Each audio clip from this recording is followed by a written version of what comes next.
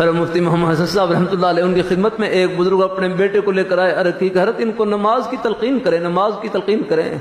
اللہ والوں کے اپنے اپنے مبارک انداز۔ حضرت مفتی حسن صاحب رحمۃ اللہ فرمانے لگے نماز کی تلقین کرنے کی کیا ضرورت، نماز تو شوق سے پڑھنی چاہیے۔ فرمائے دیکھو یہاں کوئی معمولی سا وزیر کسی کو بلا لے کہ فلاں وزیر صاحب بلا رہے ہیں تو آدمی وہ ہے خوشی سے پورے نہیں سماتا اور بھاگتا ہو جاتا ہے۔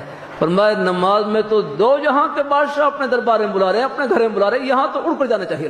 ہاں بچے ہیں ان کو ترغیب دیتے رہنا ہے، نرمی سے ہے تلقین کرتے رہنا ہے الحمدللہ، اور ان کے لیے دعائے خیر بھی کرتے رہنا ہے۔ ہمارے حضرت سید نفیس الحسین شاہ صاحب رحمۃ اللہ علیہ خدمت میں ایک بزرگ آئے، کہنے لگے حضرت میرا بیٹا ایسا ہے نافرمان، آپ دعا کریں۔ حضرت شاہ صاحب فرمانے لگے میں تو دعا کرتا ہوں لیکن تم بد دعا نہ کرنا، تم بھی ان بچوں کے حق میں دعائے خیر کرتے رہنا، انشاءاللہ والدین کی دعائیں بزرگوں کی دعائیں رنگ لائیں گے انشاءاللہ الحمدللہ۔